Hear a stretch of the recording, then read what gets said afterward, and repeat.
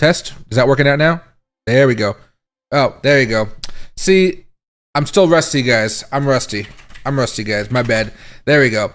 Anyway, hey everyone. Hope you guys are all having a good day. It should be fixed up now. It's just because I had my computer turned on. It was off while I was away.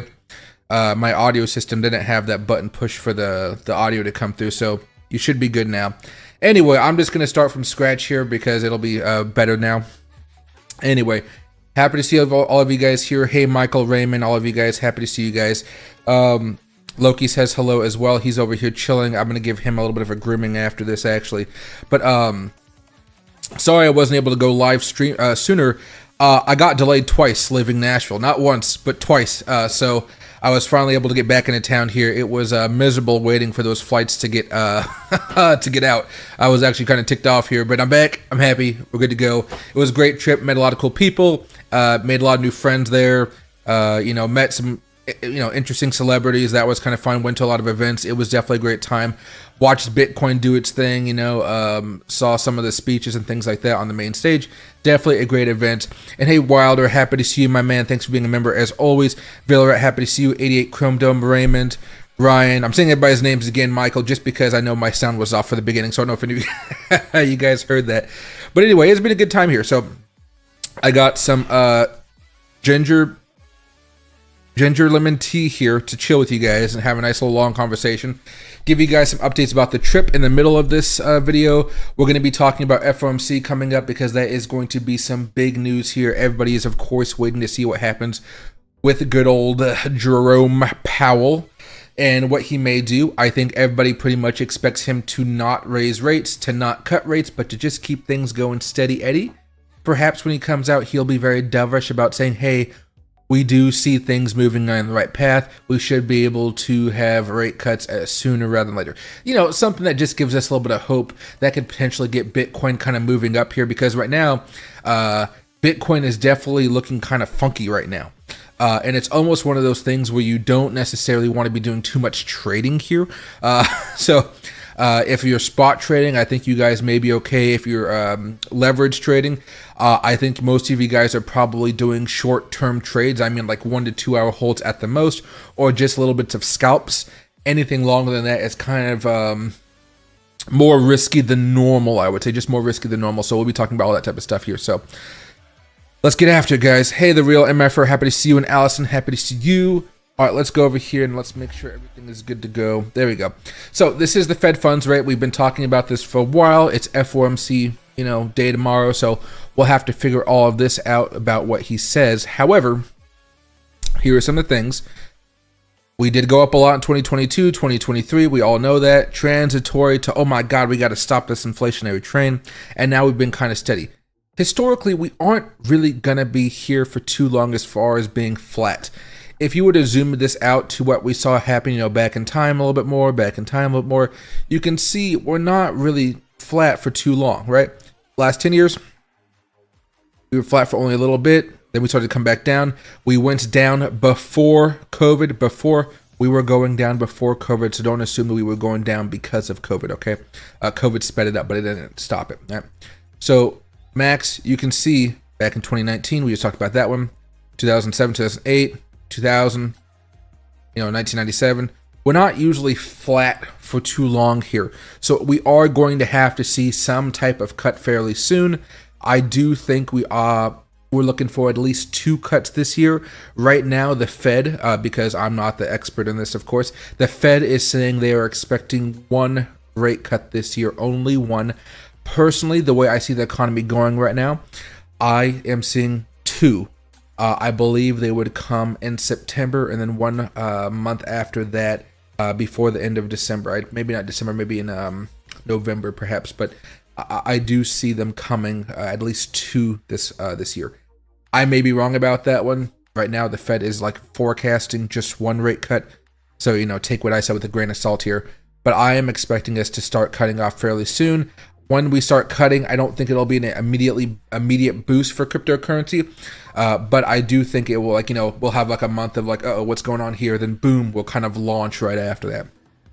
So Let's get into Bitcoin's price action here because, of course, last week I was in Nashville and I wasn't able to look at the charts all too much. A couple of you guys were probably watching Crypto Lifer. He actually brought his setup to Nashville so he could actually stream with you guys and stuff. And I was like, how did he have the time for all that type of stuff? I was, I probably had the time, but I just stayed up too late and I was just sleeping a lot. Probably just, just that. Plus going to the Expo hall and stuff. But yeah, so it was definitely a good time here. Powell doesn't have hope. He may have hope. We'll have to figure this out. We'll have to figure this out eventually here.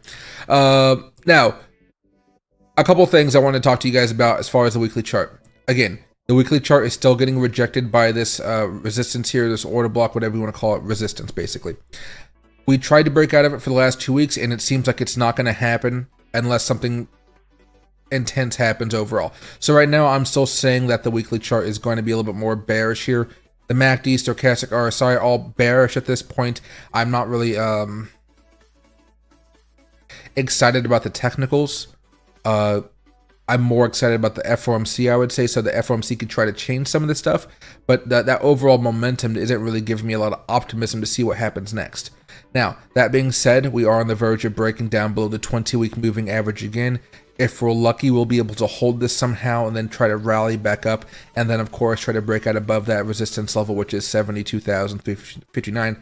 That could really get us gearing back up here towards $104,000. But right now, on the weekly chart, it doesn't look like that's going to happen. It's going to take some type of outside force, like FOMC meeting, to really get that going, all right? So, while the weekly chart may look a little bit more bearish here, I'm not really as excited about it. The daily chart, again, we were kind of bullish going into this. We've been kind of slowing down as of late. And here we have another level of support kind of matching up with that 20-week. It's obviously the 20-day moving average right here. And what I see from this one is still that same level of resistance. I'm hoping that we're going to just be able to hold this little bit of an uptrend that we have. And we may see something coming out of this pretty much eventually. Why is this doing all that crap? There we go. Right. So something more like that popping up here. We'll see if we're able to get something going. Again, I'm not the most optimistic about this stuff because we do have a catalyst coming, but as the momentum is dying down here, it feels like we want to maybe show you guys this.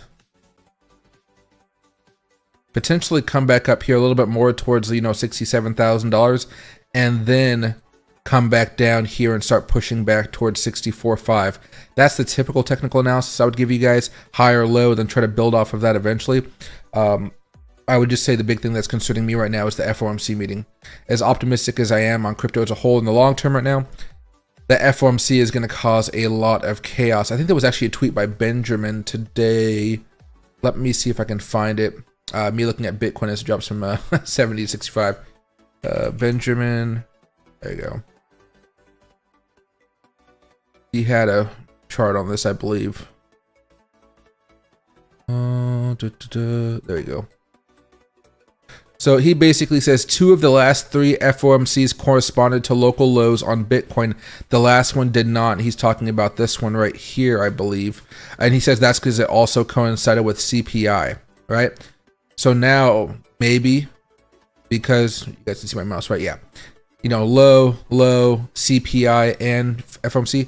Maybe because we have the FOMC right here and no CPI, perhaps this may be another low here, potentially, and that can lead us to go a little bit higher here. That's kind of the gist. We'll see if it works. You can see there was a lot of volatility around all of these things. So, for better or worse, we are going to be expecting that. So just watch out if you guys do have any leverage positions. I do think it's going to be kind of painful if you guys are on the wrong side of those trades. Now, let me go over here very fast to the 1-hour chart. The 1-hour chart still looks kind of bearish to me. We're trying to make a little bit of a breakout here above 66,000. That's that short-term move I'm talking about. I don't know if we make a full-blown breakout and start heading back up. I think we have to definitely consolidate at least until tomorrow. And then again, by then we have the FOMC report coming out. So it's going to be one of those fun, choppy days. If you're going to be trading, I'd say scalping is probably the best way. Or just, chilling out and waiting. I think waiting for me is probably the best thing to do here. I don't really see anything obvious as far as, ooh, that's going to make me a lot of money. Let me, play this. If I was to guess, I might open up something of a swing term short, but then FOMC could just rip that out of the, rip that away from me and take all my money. So let's not do that. All right, let me go over here very fast too. The dollar index broke down. We already talked about this a while ago. However, it's still in the general downtrend here. I do like that. That is still overall bullish for Bitcoin for me. The weekly chart bounced off the order block. I'm just telling you guys what happened a few weeks ago. But just so you guys understand, we're bouncing right now and we're hoping for another larger move coming up. That should be a good move for Bitcoin also to come down. And we should see this hopefully come down more aggressively tomorrow with the FOMC data or the meeting, speech by Jerome Powell.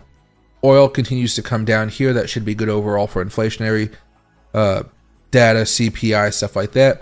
And again, this kind of makes me more optimistic. It also kind of shows how the economy is slowing right now, even during the summer months. So that's kind of But, it shows where we are. Everything else, like Ethereum, Solana, things like that, they're making their moves here. Solana broke out. It's coming back down now. Again, momentum wasn't on the side of Solana when it broke out, so you didn't really see a huge move, but it has been moving up a little bit here. Daily chart had momentum right there when it broke out, but again, this is why we look at the weekly charts as well. It's still getting dragged along here just a little bit. I was actually looking at Dogecoin, and Dogecoin found a way to make a nice little rip back up here from like 9 cents up to like 14. That was actually kind of impressive. Kind of reminds me that a lot of these tokens, and in fact, even the stock market, if you guys are watching stuff lately, we do notice that they are still very volatile. So, we expect Dogecoin, Bitcoin, Ethereum, Solana, we expect them to be fairly volatile. They can go up 10% in a day, 5% a day. They can crash and go up and stuff like that. But we're starting to see the stock market go into a bit of a freak out mode here, where they're starting to have those large 7 to 10% days, and the market cap being lost on those specific days for the stock market is extraordinary. So there's a lot of panic going on right now. One of you guys were talking to me about AMD just a few seconds ago. Some of these stocks, they can really come down quite heavily. I want to show you guys NVIDIA very fast. Now, I still own NVIDIA, but as I've been telling you guys before, I'm scaling out of my stocks. I've been scaling out for a while now. Let's see if I can find NVIDIA here. Here's a daily chart. Now, this is heading back down towards $100 right now. But if you go over here, NVIDIA is down 26% in the last like 40 days, or the last 27 trading days. So people are kind of freaking out a little bit, but again, I think people really forget how crazy this was, with all this money being printed, how fast these stocks can now come down. Think of Facebook is what I'm always going to remind people of when they were spending too much money. The OPEX was too high, operating expenses was too high. You really saw them come down pretty hard. I do think you can see a lot of other stocks do the same thing. Right now it is breaking back down below that 20-week moving average. It's not crazy, but I'm kind of just watching everything happen right now, and I think the market is getting a little bit more spooked because as I try to forecast what could happen with the stock market, I try to think about what the largest movers, the ones that can kind of control a lot of the feelings, the mood of the market, what are they doing?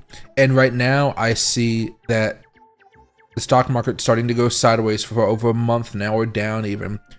But what do I see? The 20-week moving average crossing back over a little bit well. I do think we may be looking at a death cross coming into the fall here, which will be interesting. I don't think it'll be an interest rate type of environment where everything's crashing down, but I think it may be just kind of a really boring time for the market where we're going to have to like cool off for a few months and then really try to jolt back up.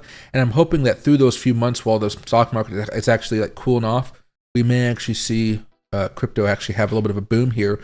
People may move some of their assets over to cryptocurrency. So I'm kind of keeping an eye on that one right now. You go over here towards AMD. Again, you can see that death cross forming right there. Amazon, okay right now, but you can see it slowing right now. I'm waiting. My oil stocks are coming down, as I've told you guys a number of times, but I wouldn't say it's nothing crazy here. ExxonMobil, it's respectable. I actually need to diversify some of my oil stocks a little bit more. I told you guys I've been adding a lot more to ExxonMobil, and that's really only because they bought one of the other stocks I had, the Pioneer Natural Resources. Oh, there we go. But yeah, so everybody's anxious about what happens tomorrow, and I think that's where all the excitement comes from. Besides that, Bitcoin is generally headed down here as far as how I see the momentum. Like it's really pulling us down. if we can have a big jolt coming out tomorrow from FOMC, I think we're going to be a little bit better off. But at this point, you're kind of gambling a lot on FOMC if you want to see Bitcoin shoot up and do something drastic like a breakout. It still feels like Bitcoin may have to go sideways for a little bit longer and then go back up. One of the things that I was very excited about during this whole Nashville trip was that when I was watching Trump and I was looking at the market, you saw there was that big push to try to bring Bitcoin back down, but it didn't work because there was enough buyers to buy it back up. It was almost as everybody knew that dump was going to happen, but somebody out there was ready to buy that dump up because they believed Bitcoin was going to go back higher. So when you see stuff like that, it is very interesting. And I was happy to see whales come in there to buy it up in a short amount of time. Excuse me, guys. Man, I need to get, hold on, make sure the dog's not behind me. I need to get my voice back up and running. Been talking too much. A lot of people that I saw at the event, apparently they got sick and stuff. So I'm just like, oh man, drinking my tea to make sure I have my my vitamin C and stuff like that all set up there. And hey, Hurrah, I'm happy to see my man GG Wise. Water Buffalo, happy to see you. Received an email from Voyager. They will be sending out checks today, distributing 34.28%. That is awesome. I will make a video about that tomorrow. That'll be actually pretty fun. I also get started with my editor this week, which will be also pretty fun here. I'll probably push it back a few days because I got pushed back a couple days being stuck in Nashville. But I am getting ready to make some scripts here about Trump and Harris. I'm going to do one video about their economic policies. And then I'm going to try to follow some of the larger influencers and kind of make videos that are similar to theirs. So what I'm going to be doing here is I'm going to be going over to YouTube. Let me move this over here for a second so I can actually search for a YouTuber. Maybe Stephen Graham or something. I don't know. Or Graham Stephan. Yeah, I don't know him too well. Like stuff like this. No, not the credit card ones. Why home prices will crash in 2026. Urgent Federal Reserve stops rates, hikes, prices fall, major pivot ahead. Something like that. Renting versus buying a home, what nobody's telling you. I'll basically be doing a video like this, but I think it'll be more Federal Reserve focused because again, Federal Reserve is this week. It might be out sometime this Thursday or Friday. I'll have to double check that. But I'll be doing videos like this, so I need to start subscribing to all these content creators to keep track of what they're actually talking about, because they do make some good content as far as kind of like understanding what's going on in the market. Meet Kevin. Does he have stuff like this or no? No, Meet Kevin doesn't have this. So I'll have to look for some of those guru types, and I'll be making videos like that. Just they'll be informative, maybe a little more boring, but the animations will keep you kind of watching. So I think that's kind of the gist of what I'm hoping for here. And that way, I can kind of grow the brand more, do more stuff, go out and have fun, and all that other type of crap. So yeah, should be pretty fun there. If you guys have questions about the trip to Nashville, ask away. I was only able to do one real stream while I was there at the pool, and it was a good time. A little hot for me, but it was definitely a good time. So if you guys have any questions about that, shoot. Or any potential tokens, stuff like that, let me know. It was a very good conference. I mean, they had everybody. I love seeing Donald Trump there. I love seeing RFK there, Michael Saylor, Kathy Wood, everybody. I do wish, however, they did have Kamala Harris there. I would have loved to hear the different perspectives of how everybody wants to treat Bitcoin, because I still think she had an opportunity to say, hey, I know my predecessor hated Bitcoin, didn't want to deal with this, Gary Gensler went after everything, but I will be different. I will not go after Bitcoin. I will not attack this type of stuff. And I thought she might have been able to claw some votes away, or just make it so everybody as a whole, has to work harder for the crypto vote. So maybe next year, if you guys know, it's going to be in Vegas. If you guys don't know, it's going to be in Vegas. So I will be there as well next year. I will also be promoting it to you all throughout this year, just to kind of give you a reminder, because the tickets are very cheap, very, very cheap in the beginning. And the closer you get to the event, of course, the prices kind of build. They get more and more and more expensive. So just so you guys know. Some of you guys said you wanted to go this year, but the prices were too expensive. And I was like, oh, yep. And that type of stuff, you buy at the very beginning when the ticket's like $200, and then they take off another 20% or something if you pay for it in Bitcoin. So it's like, a no-brainer. So I'll let you guys know about all that type of stuff. It was definitely a great time there. I think when AMD earnings, Nvidia bounces, that could be interesting as well. I'll have to wait and see how that all turns out. And hey, Arlick, happy to see you as well.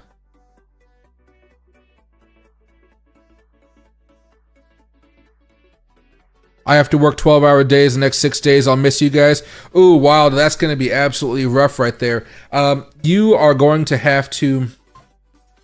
Oh, I don't even know. You might have to start putting on your favorite crypto guys on, like, you know, just... You have the phone running in the background, but you just have to listen to it through your headphones because you can't actually see what's going on. You know? That's about the best way you can do it. You get Trump's autograph? No, Trump was very hard to reach. So I got a, so when I went to the Expo today, I went to, this week, sorry, I got a press badge, right? And the press badge, it gets you like a special seat up at the front. You get to do a whole bunch of stuff like that. But as far as talking to Trump or seeing Trump, it's not something that I was able to do. You would have had to pay for the whale pass. And the whale pass is something of like $9,000, $10,000, something like that. And I wasn't going to pay that just for, you know, the whale stuff. Now, I was talking with a few friends from Tron, and I'm good buddies with their workers. They're really chill people.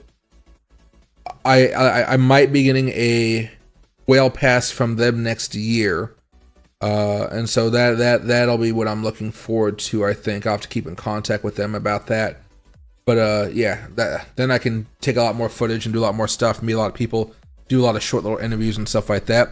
But to be honest, when it came to this year, you know, I found myself not doing much actually at the Expo hall.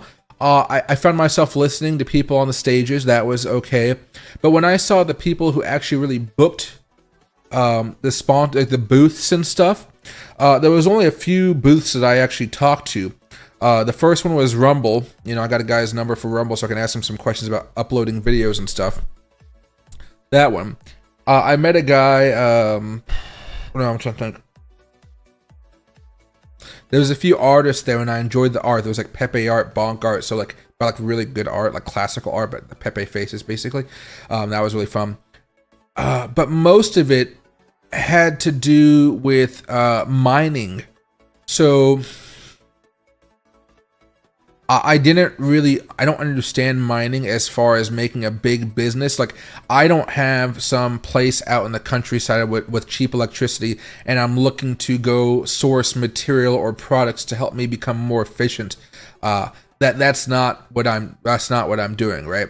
So I didn't really have a need for that. What I found the best use of my time was meeting other influencers, having good conversations with them. Like, I was talking with Crypto Face, met him for the first time, awesome guy. Met his brother, another awesome guy. Really fun times there, right? I talked with, I met, you know, Tom Crown, of course. I didn't met him yet. Met him. Who else did I meet? I'm Benjamin Cohen. I went over to his Airbnb. Very gracious host, a very nice guy. His whole team was the ICT crew. Very nice. Into the Cryptoverse team was very nice. I went to some mansion party that was pretty nice. They had models there. There was a woman who's a model manager, and she was looking to talk to me about like crypto events and stuff, and she seemed pretty nice. I met a whole host of people, and I learned a bunch of stuff.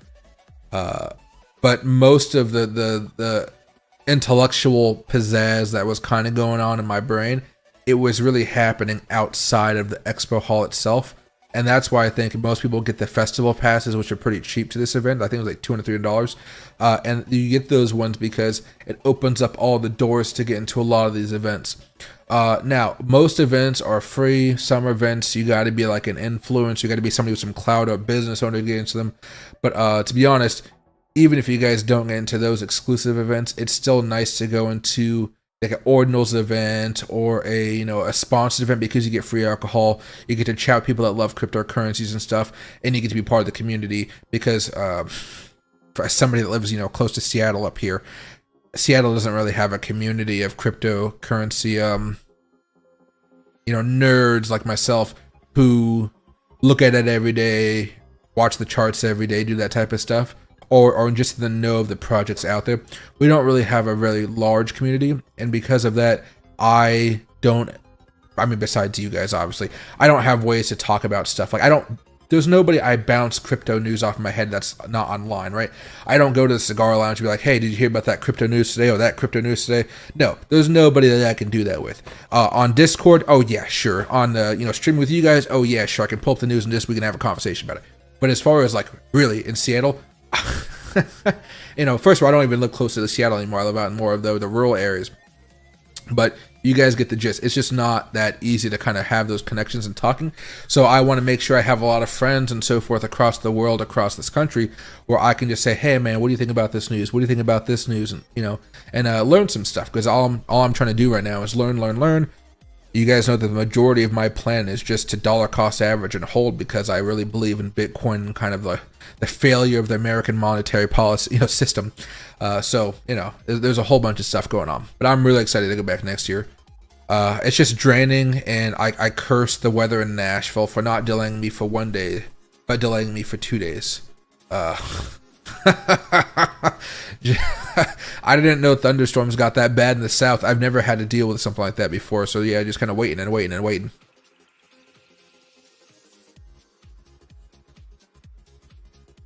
hey, Gambit, what do you mean by cheap? And I did not get Trump's autograph, unfortunately. I wish I was able to.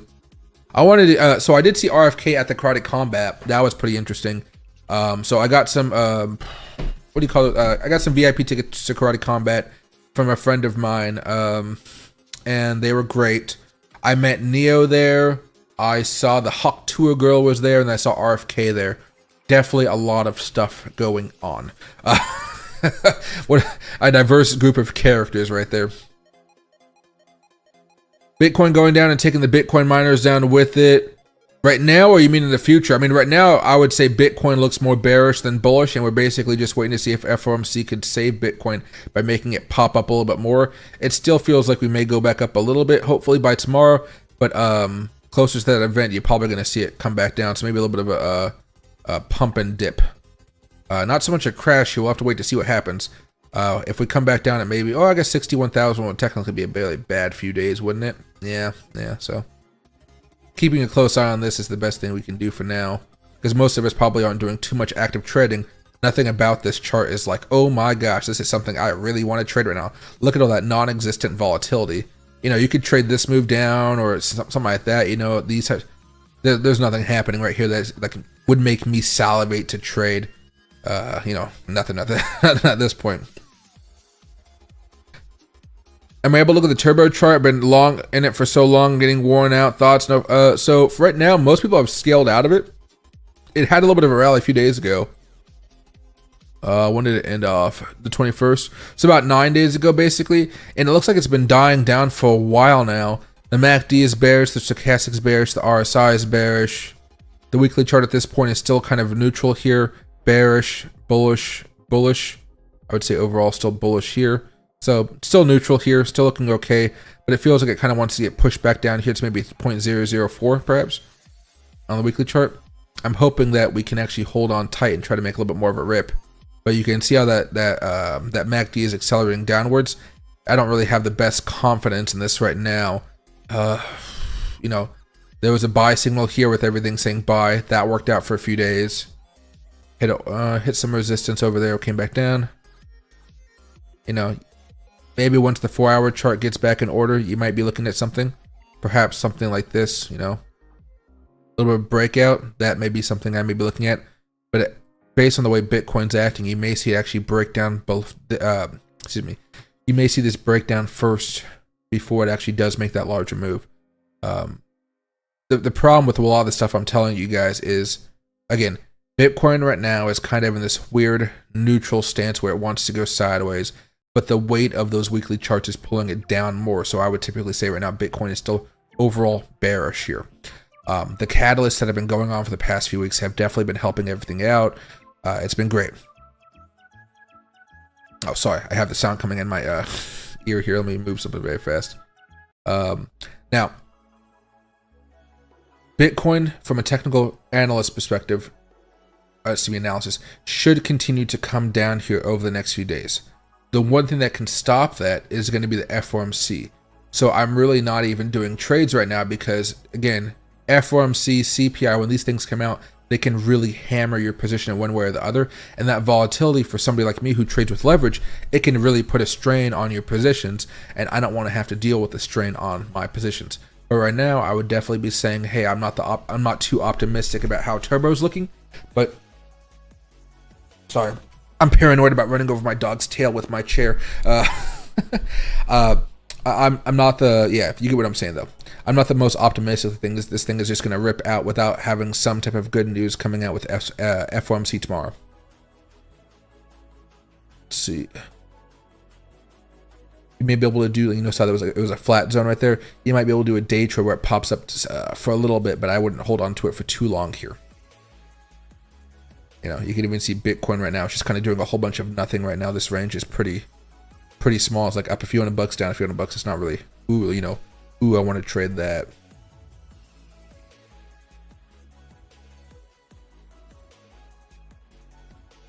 Because I'm doing production sound, so AirPods and the headphones over them, I'm the worst sound person ever. Ooh, yeah, that'll make it a little bit more difficult. Well, I'm trying to think. At least you can maybe check out Twitter in your free time. I'm going to be posting out small videos every now and again this week, because this week it's definitely going to be a lot of content I'm pushing out, and part of that is it's going to be like your daily update type stuff. A stream that I'm going to be doing a little bit more shorts, not so much the green screen shorts, but basically the shorts where I'm doing like my head's in the top part of the short, and I'm kind of covering news in the bottom part of the short, something like that. So we'll see. I have a script ready, but I need to make more scripts. And I'm going to be using some of the news from tomorrow to be covering that. I don't know if I'm going to be covering the FOMC meeting tomorrow. I'm going to try. Let's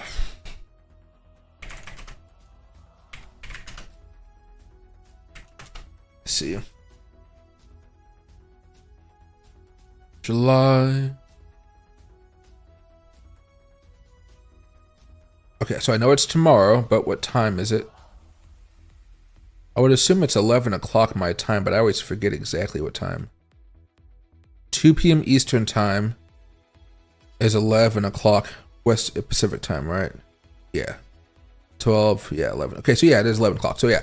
So I'll try to be there. Maybe I'll try to be up at 9 o'clock, and I'll stream from 9 o'clock to 12 o'clock or something. And I might do a really short half an hour to an hour stream later on tomorrow night or something.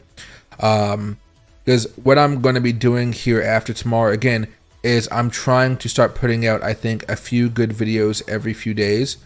Now, I'm not entirely sure how I'm going to work that out myself. I still have to talk to my editor about that. But I want to see how much work I can do in a single night, or if I need to give him 2 nights to get a good video out, basically. So we'll see. But again, the way I describe it is not me, Kevin. Who are these guys?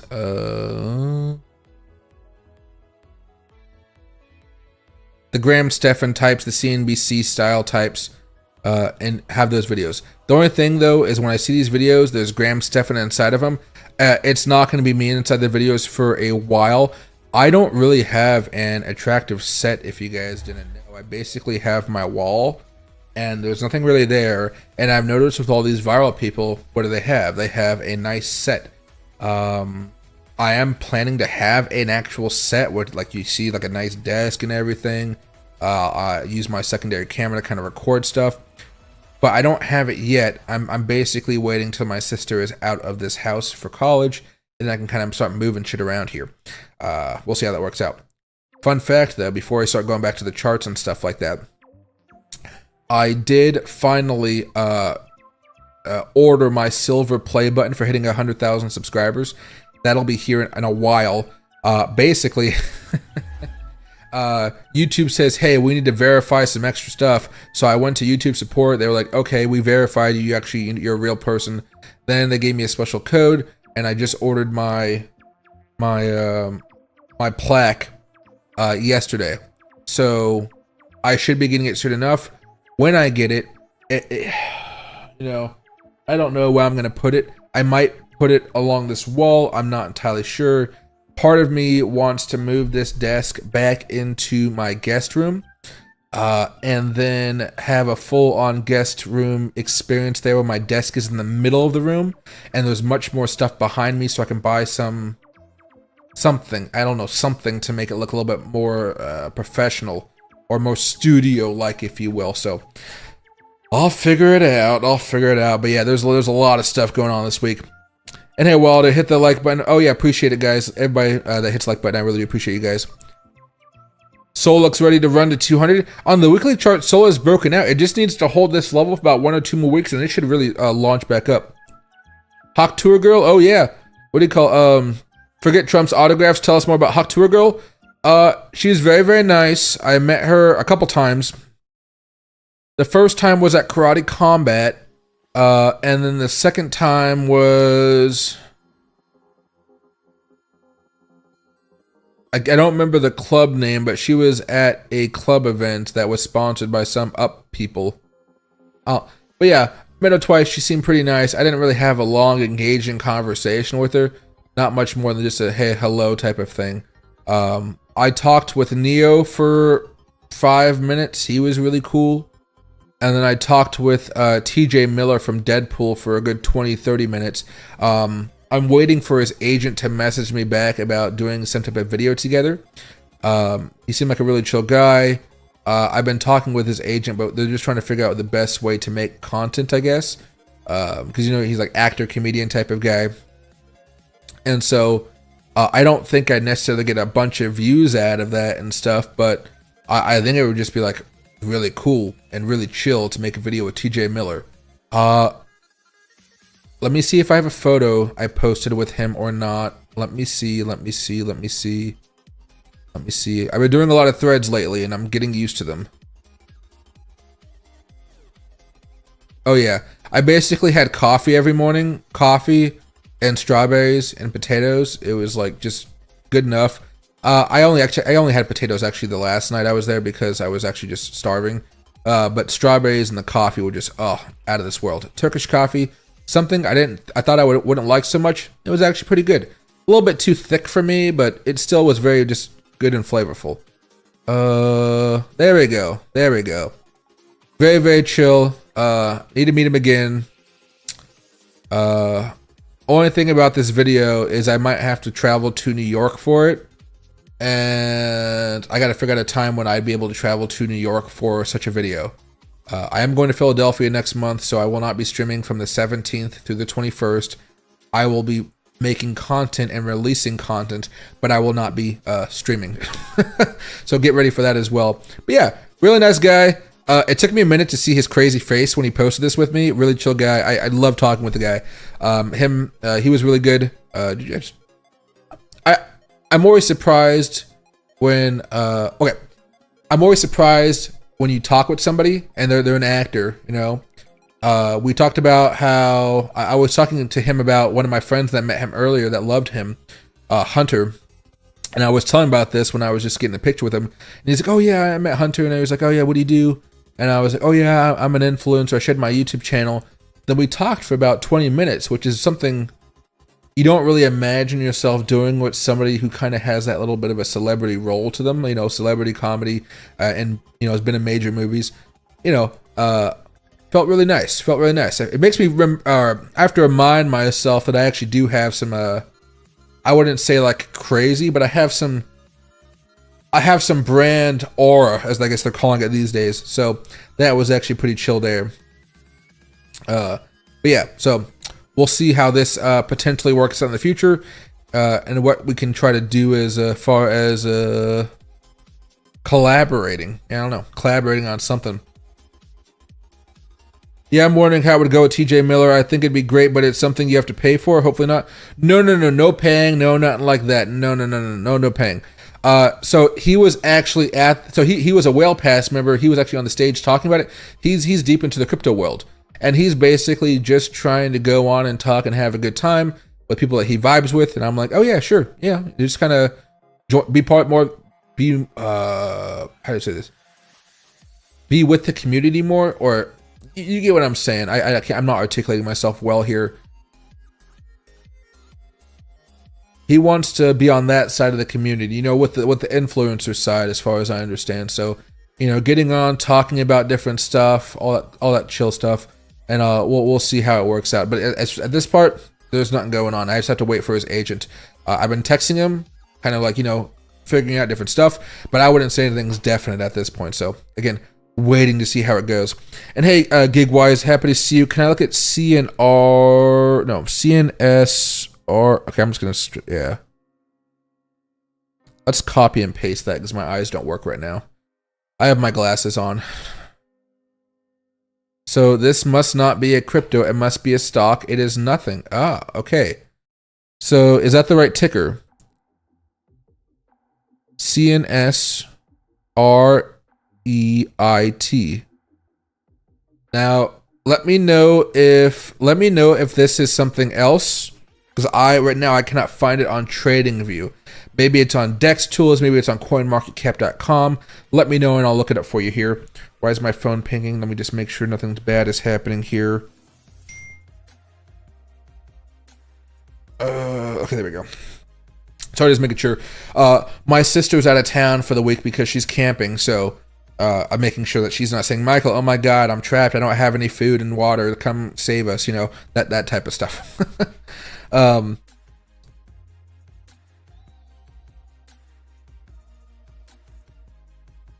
Have him a guest. That'd be kind of fun too. That could just be a fun little chill time. Have him as a regular guest and see what he's saying.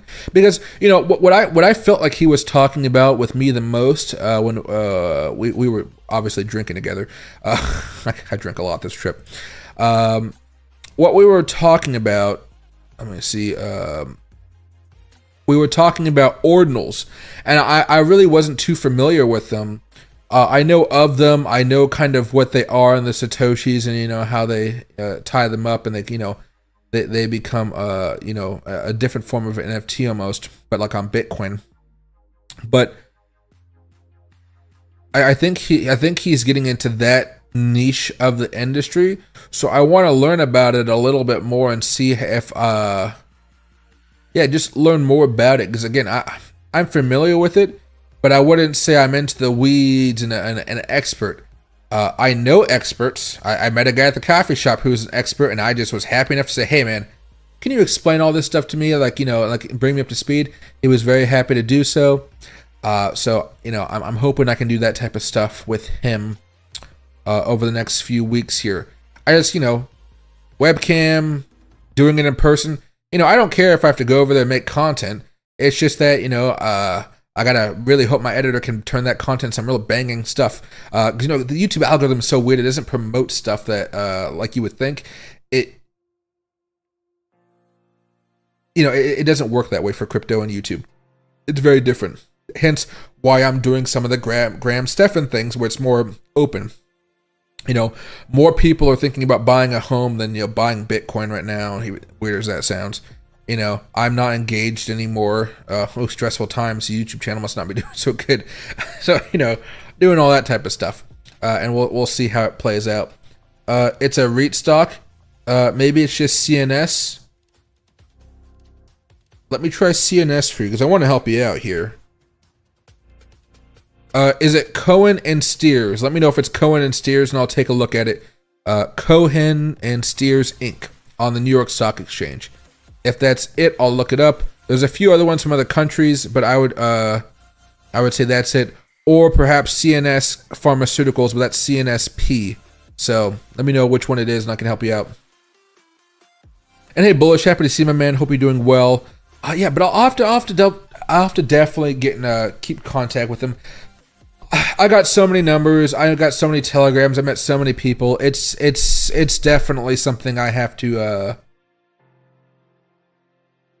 I have to reach out to a lot of these people, just make sure I'm friends with them and so forth. I don't really think there's too many more crypto events coming out, and so I'll have to figure out the next one here pretty soon. Okay, so CNS, there we go. So CNS, Cohen and Steers. So as far as the technicals are concerned, it ran up into a level of resistance just now. It is retreating from that level of resistance. MACD and everything is still fairly bullish here with a change of character. So this might be something more of a buy the dip and try to wait to see if it can break out above $88 in the next month or two. The daily chart, let's see, still remains to be bullish right now. This is definitely more of a scale out mode as far as I'm seeing these days, not so much of a buying mode. Again, you might have to see this come back down a little bit more than you might be dollar cost averaging it for the next couple weeks, and then closer to maybe mid-August or something, you may have enough, and you should try to watch this thing rally back up. For the long term, though, if you're talking about that type of stuff, you know, be careful as it approaches $97 here. I don't really know too much about it. Cohen and Steers, there we go. That is not what I was looking for. I will go back over here. There we go.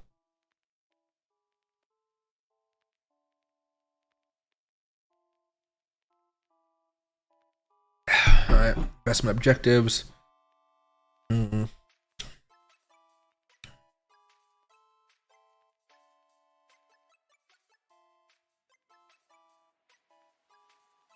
right, so their big thing is, you know, COVID was sucked, but now we're back on course. You might have to go in here. You might have to earnings release.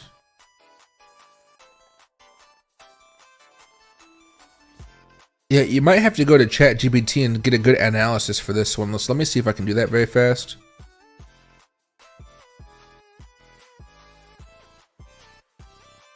Give me a second here. I have to remember which GPT I have for that. There's a few of them. Oh, is it just that one? Fundamental analysis. Give me analysis for Cohen and Steers. How does it look and is worthy of a long-term rest? That down.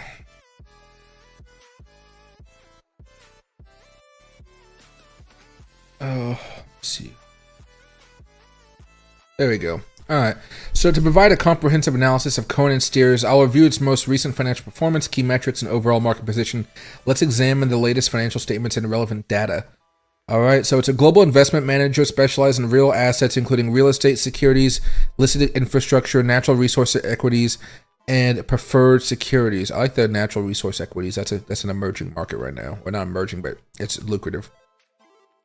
Okay, so the revenue is only 144 million, so that is very small. So what is actually the market cap for this right now? That is actually the question I have. And that ticker was going to be CNS. That market cap right now is going to be 4.27, index RUT. RUT.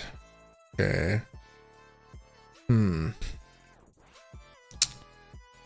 Dividend is good. Okay, not the best there. That's okay.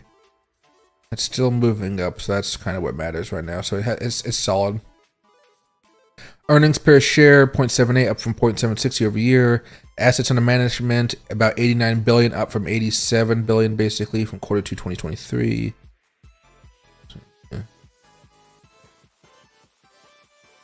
So it has stable dividends, which is very good. That means they're just kind of, you know, they're not a volatile company.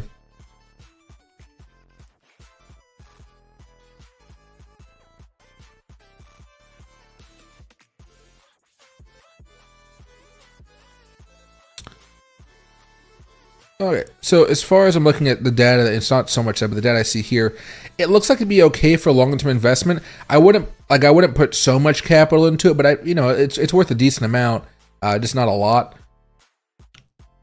And then on top of that, it looks like this may be the better when it comes to dollar cost averaging into it, buying a lot more during maybe more economic downturns, as they put it. But like a recession, things where when times are bad, this may be something that you really want to buy into. The only issue that I see with it right now is you'll see that it's kind of been lagging the rest of the market.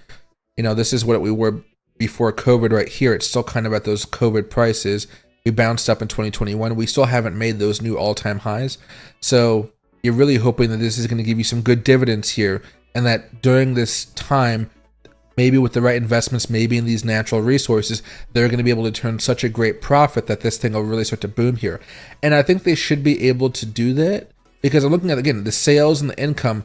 The revenue is not a lot. It's decent, but it's not crazy. So if they play their cards right during this new industrial age we're kind of building for ourselves here in America, I do think it's worth a play here, worth allocating some of that money over. From a technical perspective, though, dollar cost averages, I'm not buying at that major level of resistance.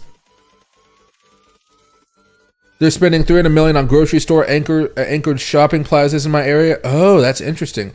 They just paid $38.6 million on the plaza I worked in. My ChatGPT doesn't do that, LOL. They teaming up with the Petco, Phillips Edison and Company. Oh, okay. So if you want to do that on ChatGPT, basically, let me see if I can show you this very fast. How do I open this up? Can I change this at all?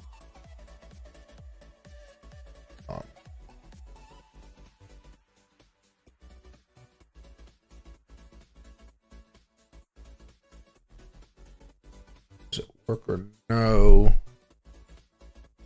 Oh, okay, there. Sorry.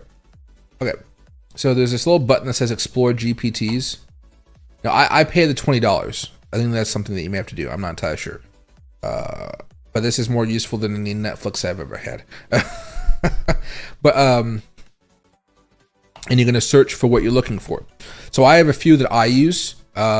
Fundamental analysis, and one is cigar analysis. Like literally one's about like the Cigar Connoisseur Society AI. So you can use it for whatever you want to. But again, which one would I be? Oh yeah, fundraising. Yeah, fundamental analysis, any stock insight. Well, let me just.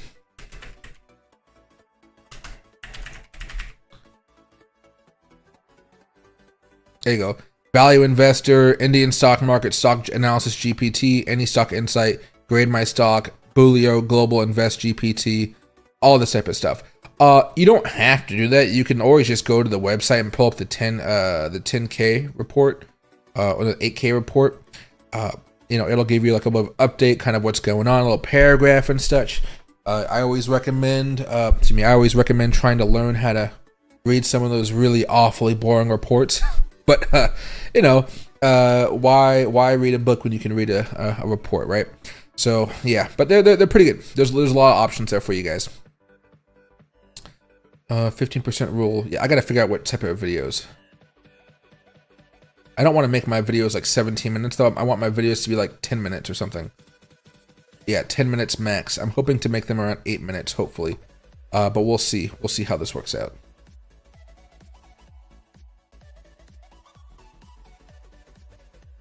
Yeah, definitely pay. Yeah, so if you, I'd always recommend trying out ChatGPT if you like it, as far as the paid version here.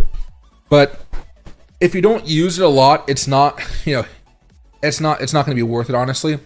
I'm using it for more than just fundamental analysis. I'm using it right now for script writing for my YouTube channel, so I can make those videos like I shared with you before. Like, so I'll be using it for all that type of stuff, which will be interesting, and I think it'll work out pretty well, just because you can kind of teach it how to do stuff, and it kind of learns over time. But we'll get over that in the future. 11-minute videos, keep attention for 10 minutes. YouTube loves that. Yeah, I know. That's why I've been going over here looking at all these people. Stephen Graham. What are the other YouTubers' names? FOMC, or I don't know. Data. FOMC data. May just all be. Trying to see if there's any gurus here. Because a lot of them put their heads out there, and that's not something I really want to do just yet. I'll get there eventually, but not yet, because out of the videos I've done testing this in the past, obviously I'm black. And so when new people kind of come along, I've tested out different faces in the past, kind of just like randomly. People trust Asian faces, then white faces, then black faces. And then, so I want to get a rapport with people that don't know my channel just yet. I'm not being able to see me too much. They kind of see my face in the little banner, but they're not seeing me on the video, which, you know, changes stuff up a little bit apparently. And then I'm going to just put my face on that maybe after like a month or two. But obviously if they subscribe to that video and they see me on the stream, they're just going to see me anyway.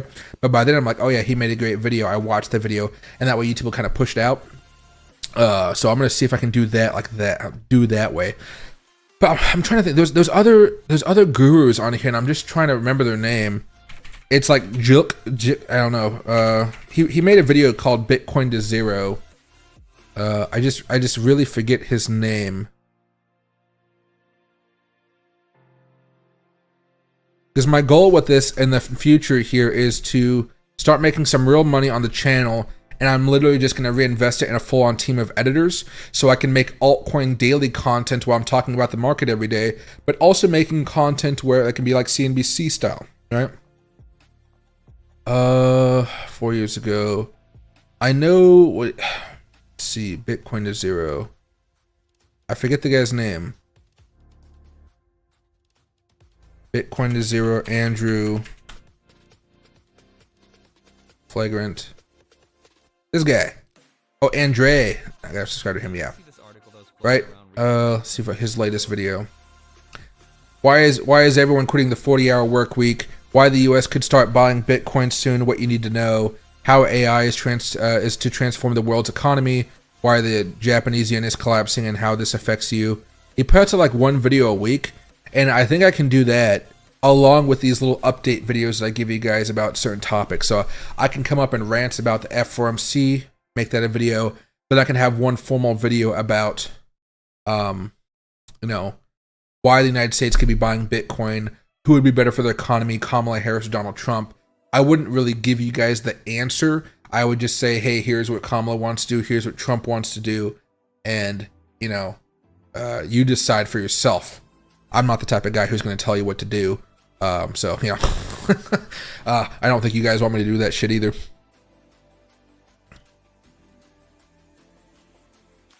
And hey, Wilder. Oh, don't worry. This is me. I'm very analytical about how I approach YouTube because I'm trying to game YouTube right now.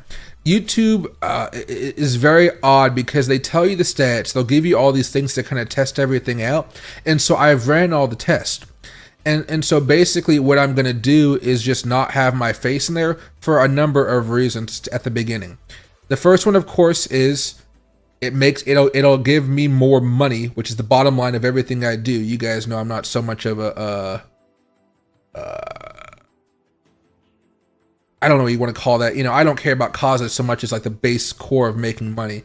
I'm kind of like, you know, and over time I will get there, but that's first. Second of all, I don't have a teleprompter, and I don't know how the fuck those guys talk like that.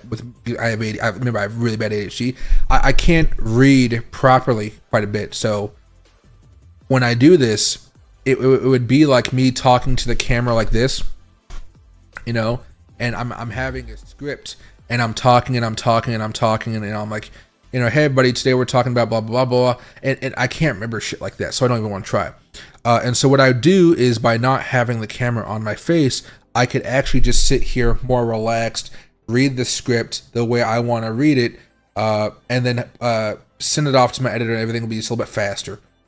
And then finally, really, it makes the process a little bit faster for me. And that's one more thing there. Trust me, I'll get to it eventually. But the way I see the analytics work, I'm very analytical about how I'm trying to approach YouTube now because I'm starting to invest a lot of money, my personal money, into YouTube. So I'm trying to get the most bang for my buck, and I'll get there. But you guys will not see my face on one of those higher quality videos. And by those, I mean like the CNBC style videos or like the Graham Stephan videos. You won't see that until I get a teleprompter. You won't see that. You will see me on some of these update videos where I rant about the Fed or something. You'll see me because I'm not reading a script and I'm just looking at the camera. You'll see me there, but if there's anything to do with the script, you will not see my face whatsoever. Maybe at the very end of the video, I'll be just like, hey everybody, thanks for watching. If you guys enjoy this type of content, please make sure to smash that subscribe button. That's the most of what you're going to see me on a video. That, like, I promise you that. I don't want to pull that. It's too much. Too much. And thanks, Michael and Wilder and Gambit. I appreciate that, guys. Did you stop streaming for a while? YouTube was not suggesting your videos to me, and I always check on them. So I didn't stop streaming. Basically, YouTube kind of goes through these phases because, how do I describe this? So YouTube's job is not to put my videos in front of you. YouTube's job is to find videos that you guys are ultimately going to want to watch. And we all have the way that we intend to... Is my internet working? It keeps on lagging here on my studio. Is it working? I don't think it's working. Hold on here, guys. Oh, it's just I think it's just my YouTube studio is fucked up. Oh, yeah. Oh, my internet's fucked up now. Okay, hold on. Give it a second. Give it a second. Like, even this is frozen right there. So I'm assuming you guys can see me. Wait a second. Maybe I got too many YouTube tabs open. I think we're good.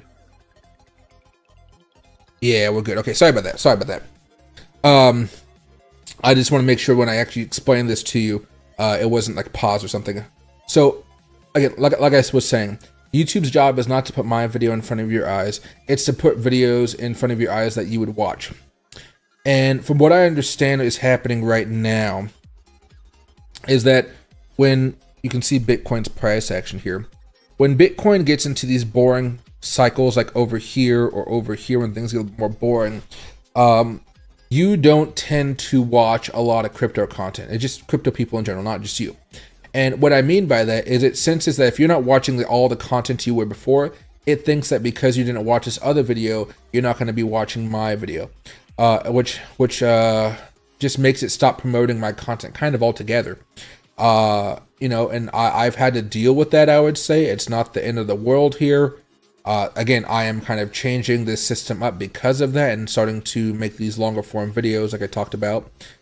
But yeah, I'm going to have to do something from my end. And I'm thinking of doing 1 hour streams from now on. And I'm thinking of having one hour stream.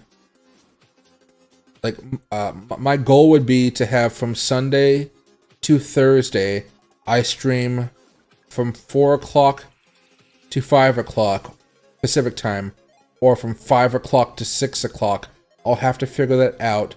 Friday and Saturday, I think I'm going to kind of just like stream whenever I very well please, basically, so I have more freedom to kind of go out at night, go out to lunch on the weekend, you know, that type of stuff. And then also Sunday through Thursday, I'm going to try to put out a little bit more content here. I've already been doing that more before the Bitcoin National. You guys saw me putting just more content out. But I'm also just going to start putting out more short form content. I'm also going to be putting out just some, you know, daily updates of my thoughts about what's going on and kind of see how that meshes together. The thing about it is if you go to any major YouTuber out there these days, we're going to typically, if we've been around for a minute, have a lot of subscribers, but not really many people watching our content. This could be somebody like a me or a Tom Crown or a Crypto George or, you know, somebody out there. We're going to have, like, all of us over 100,000 subscribers, but our videos may not get more than just a couple thousand views, unless you're Crypto George, of course, but even his aren't getting anywhere near his subscriber levels, right? So as everything kind of changes, I feel like it's best for me to kind of change with it, but in some ways not change at all. So my streams are going to change the times, you know, kind of a little bit. I should have done this a while ago. I've just obviously been very, very busy. My ADHD makes it very difficult for me to try to plan things out appropriately, which is not good, obviously. But again, I think I'll be able to handle that type of stuff. And then in my free time here, outside of this, the multiple streams a day, and, you know, making Twitter tweets and stuff like that, short form content, which shouldn't take too much of my time. I'm going to be really focusing on these longer form videos where it's about 8 to 10 minutes. I'm going to try to put out 1 a week or 2 a week. Maybe every Wednesday and Friday, or maybe every Tuesday and Friday. Maybe every Tuesday and Friday seems about right. And then after I see them start to get maybe 5 to 10,000 views on average, I'm hoping that I can make those go into 15-minute long videos. And I think 15 to 20-minute long videos will do just fine. My main thing here is I'm trying to make sure these videos get enough money out of them so I can just literally pay for the editor to work for me like nonstop, because I'm already going to be doing that, but it's going to be like a kind of a loss as far as the YouTube business is concerned. Not terrible, but you know, I want to be profitable. My whole thing, right? And do that, and then afterwards, I'm gonna try to have a whole team where like I have a thumbnail guy and everything. I already have a thumbnail guy, but he's like a la carte. Kind of just go with him when I need something. I want him to just be part of the process, so everybody knows what's going on. We have a style. We're good. You know, I could give them a video, and then I have a turnaround time of 24 to 48 hours. Everything hits me back at the right time, and then boom, I'm good to go. That type of stuff, basically. So, we'll see how it works. I may even have to get myself a short-term assistant here. I don't need an assistant. I may just look to give my sister some extra bucks if she helps me out every now and again. But yeah, it should be good. So that's kind of the gist of what I'm aiming for here. I was going to start reading scripts today, but again, my flight got delayed not once, but twice over the last few days. So I've just been stressed out, like not even stressed, just mad, you know, like goddamn weather, you know, how is thunderstorms going to stop me from getting home? But I did stop streaming for a few days only at Bitcoin Nashville. Before that, the same thing was happening though. So because I haven't been streaming the last few days, I'm going to have to build all that back up again to get back up to like the 100 I had a few weeks ago. It'll be fine. I'll be fine. Don't worry about it, guys. Bitcoin obviously isn't doing as much stuff right now. If I was streaming here or here the last few days, I probably would have had 150 to 200 people in the stream. You know, it'll do what it's going to do. I don't really mind it too much. The streaming isn't so much important because the more people that come in here, it becomes a little bit more difficult to talk with you guys, to be honest. Whereas, you know, like if I have 1,000 people watching me and it's all different, tons of comments, you know, I may end up eventually turning it to slow mode or something like that, so I can actually read you guys' comments. Or again, I have to go back down to just reading the members' comments because it gets a little more difficult in super chats, that type of stuff. So while it's kind of slow on building everything back up, I'm kind of just like enjoying the moment. Because, you know, once Bitcoin gets a howling again, it's going to get a little bit different to me. But yeah, kind of the gist of what I'm looking for right now. Hey, Gigwise, you could reach out to Nick Nimmin and pick his brain how to amp your channel to Nick Nimmin. Yeah, I'm a personal friend of Nick Nimmin. I know a lot of people. It's funny enough, right? Yeah, Nick Nimmin is a friend of mine. Actually, he was one of the guys helping me decide if I wanted to move to Thailand, because he lives out in Thailand. And I've talked to him before. I've discussed all this with him. We've kind of both decided that crypto is kind of this weird gray area where YouTube kind of bends the rules, so we play by different rules as far as the algorithm that other people don't. And that's like maybe not necessarily good, but he says there's ways to get around it. But again, by doing some of the stuff I'm doing, by making my content more generalized, staying squeaky clean. You guys know I'm not sharing. I'm not shilling Michael token or Loki token. I'm not shilling stuff to you guys. I'm not telling you guys about this brand new NFT project. You know, I'm keeping myself silky clean or squeaky clean. I don't know if silk can actually be clean, but you know the point I'm trying to make. But I actually do know Nick Nimmin. He's awesome. You're the only person I watch stream. I'd say usually when you schedule a stream, it shows up on my YouTube page. Maybe it's a scheduling thing. For me, I always like seeing it scheduled. I am going to be doing that, and you'll see. Oh, so okay, this is what I'm going to do. So tomorrow's going to be a little bit different because obviously of what's going on here. But what I can do is go over here to my dashboard. I can go over to create a new live, and you're going to see 3 streams right now. Dogecoin, the 4 stream one, and then you're going to see this one right here with us. So I can schedule streams here, but they just have to be different stream keys. So I'm going to try to have one stream always scheduled, so you guys will always know when the next 2 streams are coming up. One is going to be the 5 o'clock to 6 o'clock stream, which will be 8 o'clock Eastern time, which is when people are still kind of moving around and they're at home, you know, they're relaxing. People at 5 o'clock, they may be kind of in traffic, but they're generally going to be home by the time I end the stream, or they can listen to it in the car, whatever. And then, oopsie-daisy. And then the next stream will be something like, you know, that middle of the day stream, something like that. So, yeah, I don't think it'll be too difficult. It's just I have to make sure I have everything in order. And after I do that, it should be okay. I'll make sure to do that for tomorrow. So, like, after this stream tonight, you should see another stream pop open tomorrow.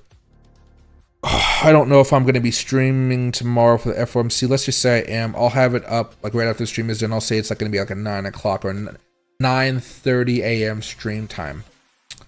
And you'll see, oh, it's ready to go 9:30 a.m. And that actually does help, to be honest. That actually does help people to say, oh, Michael's going to be streaming at this time. Let me, you know, make sure I have my dinner cooked and, you know, my dessert ready.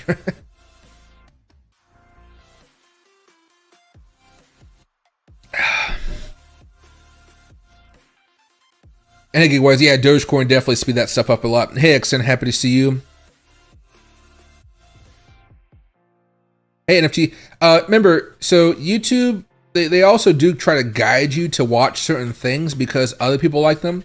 So YouTube, as far as I understand how the algorithm works, it says like, hey, this is you. You watch this content. Hey, a lot of these other people watch the same type of content. So you're going to go in that little algorithm bubble. And oh, these people also like to watch this other type of stuff. So how about we show you some of that stuff too? So as the bubble moves, so do you sometimes.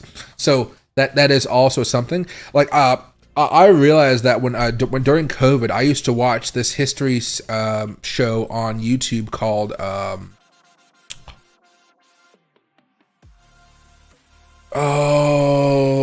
what's it called? Am I subscribed to? That's the question here. I need to make the subscription large.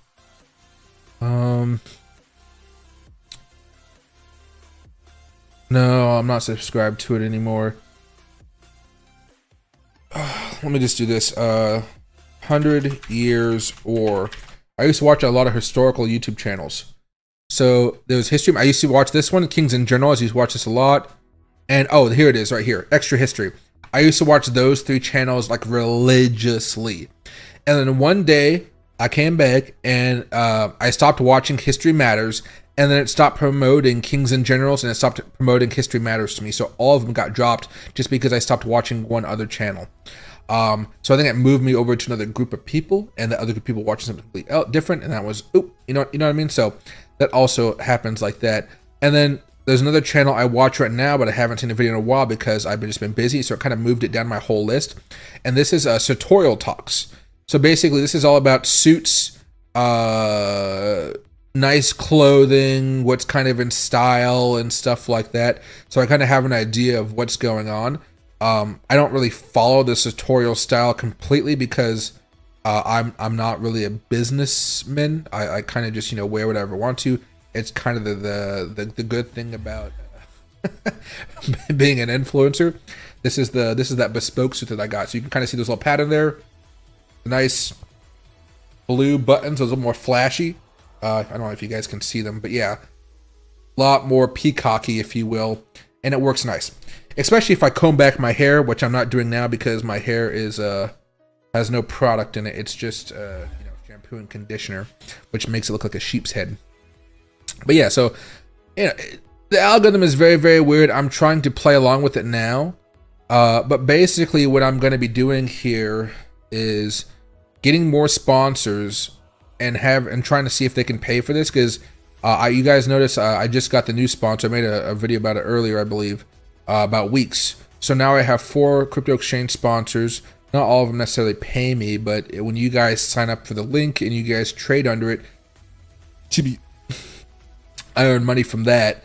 I told you guys about this a number of times, but it never hurts to say it again, right? So that's the best way I think I can earn revenue from the channel.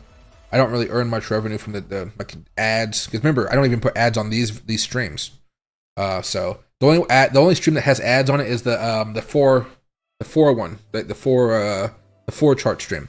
There's no ads on the Dogecoin stream. There's no ads on any of the streams I put up here for you guys. So I like to keep it that way. I could probably earn an extra $200 doing that a month, but I don't know. Feels weird to have ads kind of poking you when you're trying to watch Dogecoin. Kings in General is awesome. Oh, very, very much so. And always NFT Hero. Again, I've been doing YouTube for so long. I have so many friends in the space. Like I was talking about Nick Nimmin, really good guy. It's just that you can't change YouTube. I have to adapt to what YouTube is looking for. And I want you guys to understand that I'm not going to be changing myself in the process, but you guys may be seeing me in a different way in some aspects of my channel.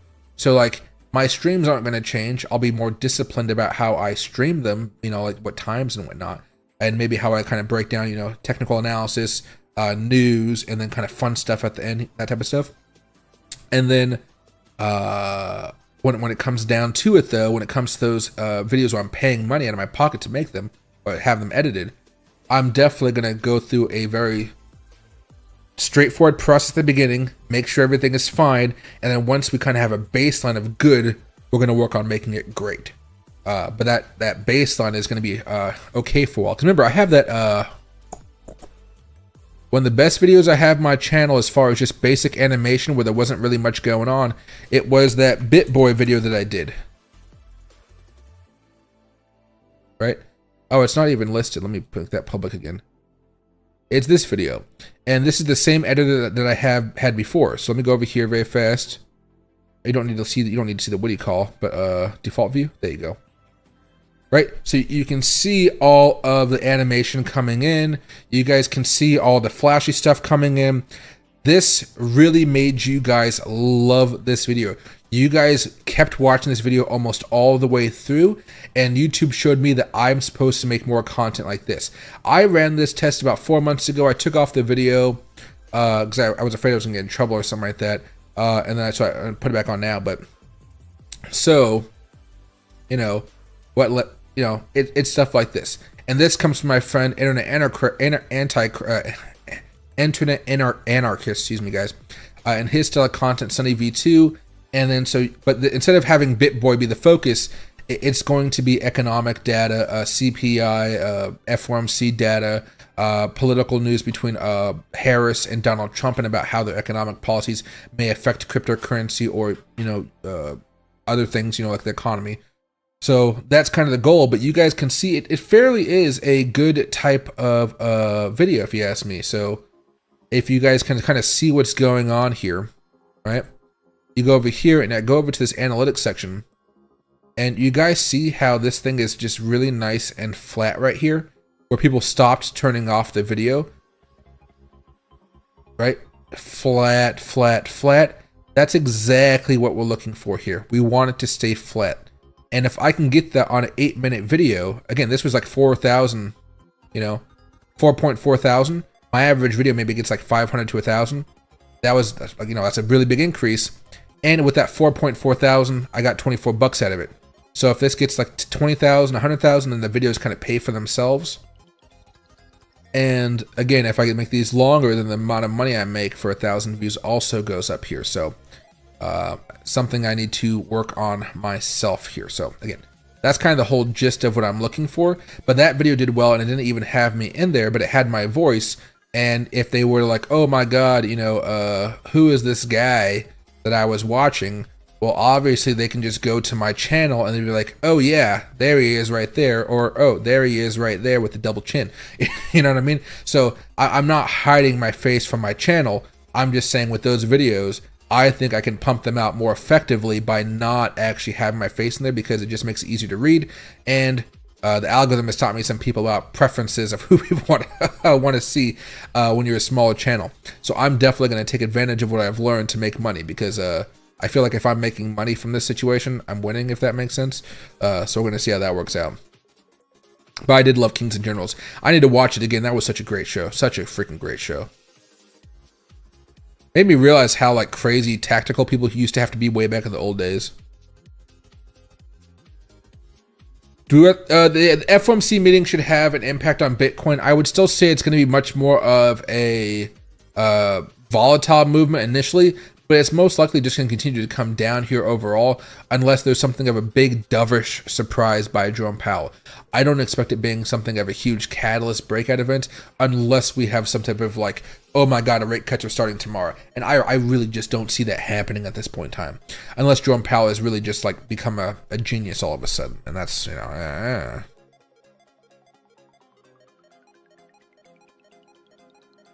Why follows? Oh, I haven't seen that one in a while. Your Bitcoin price still has 69,000 in Dogecoin streams? I do not know. Let me see. I go over here. That stream has been messing up more and more. I might have to restart the whole service or the whole server. I see. Copy password. New server.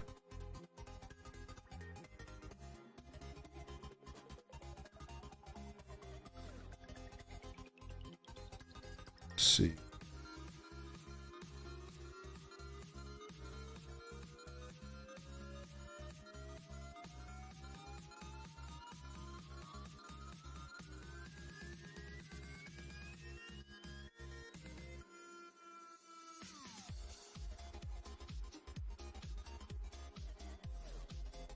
Yeah, it should be fixed now. There you go. Thanks for letting me know. There we are. That's always an easy fix. Oh, and hey, Slick Rick, you were having so much Nashville. Weird missy face. Oh, don't worry, guys. Remember, when I'm doing this, these videos come out like maybe once, 2 times a week. Okay. Every other video, you're gonna see my face in it. Yeah, don't worry. And then once I get a teleprompter, I'll figure it out. A friend told me a teleprompter to get. I just have to get used to it. I'm not used to. Remember, I got really bad ADHD. Reading is just challenging for me, even out loud. So like honestly, I might have to take a couple sips of alcohol to cool me off and then talk. Not to the point where I'm slurring my words or anything crazy like that, but just to kind of calm my brain down a little bit so I can actually talk properly. We'll see how this works out. Now, what was I going to say very fast? Slick Rick, oh, you probably said I was having a lot of fun in Nashville. Yeah, I had an absolute blast in Nashville. Loki, what you doing? What you doing? You just having fun over here? Yeah.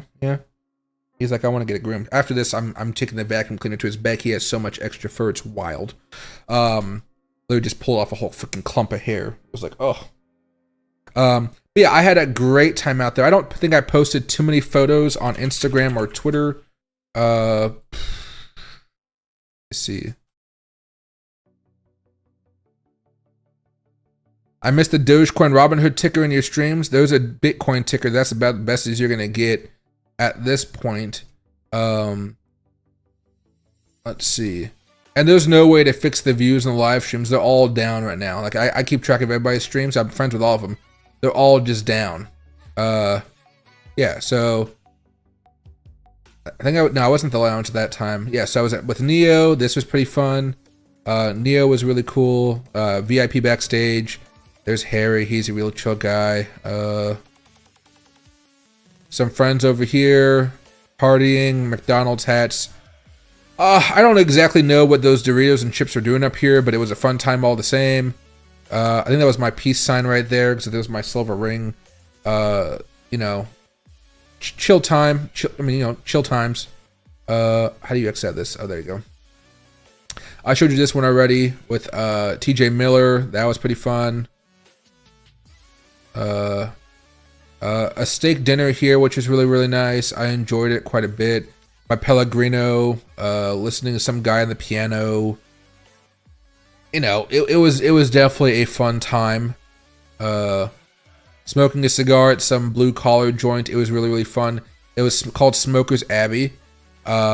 Really chill people there. Yeah, there we go.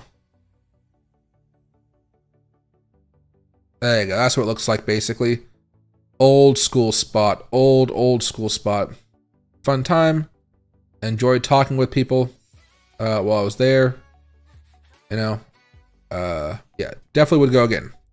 It was a bougie place next to my hotel, but I figured I like the blue collar feels. I don't know, I feel more safe there. It feels just more, I can talk to people. But yeah, it was fun. I might have more pictures on Twitter. I'm not entirely sure. A lot of retweets. I was tagged in stuff, but I wasn't entirely sure. Let's see.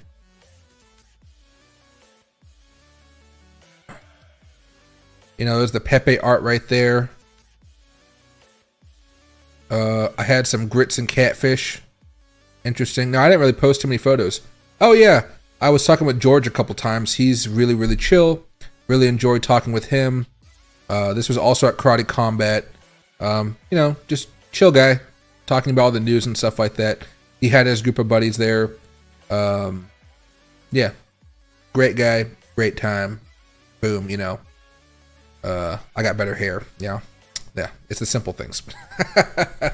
But he was really, really good. I was asking him about the views and the channel and stuff like that, and he was like, "Yeah, man, I hit some walls myself. Just keep going strong, and you know that's what I'm gonna do. Keep going strong." Huh?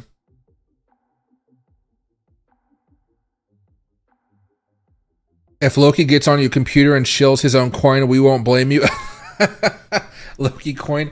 Oh my God, he'd probably you know, you guys might actually one of these days you may actually hear Loki bark, but you guys don't really ever hear him bark. I don't think. He's a very quiet dog unless he's whining for something. He only barks if it's danger or he's excited. And by excited, I mean like I am like hunting him down in the backyard, like I'm pretending to like try to just like bear hug him or something. He's like, wow, you know. That's the only time I really hear him bark. He will growl if there's somebody on the property that's not supposed to be on the property. He will growl very loudly, and then he may do a couple bites, you know, you know. But typically, he's very, very well mannered. Did I meet any Dogecoin whales? I did not. I don't even know people talk about being a Dogecoin whale in general. I met the guy that owns that squid company. Let me see if I can find him. The guy with the gold mask. I'm horrible with names, so I got to figure it out. Oh, Benjamin just put out a video about Bitcoin at FOMC. That's going to be interesting to see. Now, let me look up Adam. Adam, I think, had a picture with him.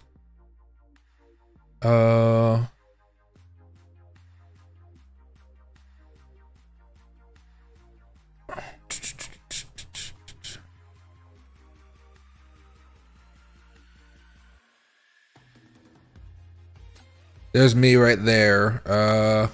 I forget how many photos I just found myself in. Where we at? I know Adam had a photo.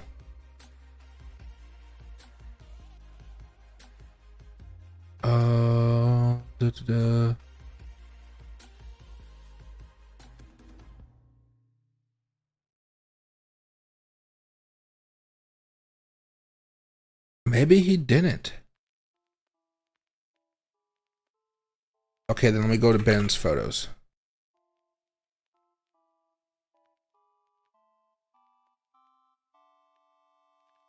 Wait for it.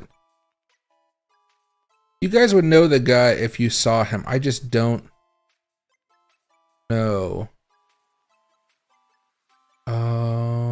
See, open C. This guy. It was on Adams. Okay, this guy. You guys know who that guy is? I forget his name, but not Sin City Crypto. 1010, no. No, I don't know. Josh. Not Luxalgo. I did meet Sean from Luxalgo there. He was really chill as always. But that guy was there. And hey, Vegas Nick, happy to see you. Hope the Philippines are treating you very, very well. Yeah. Oh yeah. There's Sean from Luxalgo. But yeah, lots of stuff going on at this party. It was very much a great party though. Trying to see. They had a pool. Nobody went to the pool, of course, because, you know, it wasn't that type of party.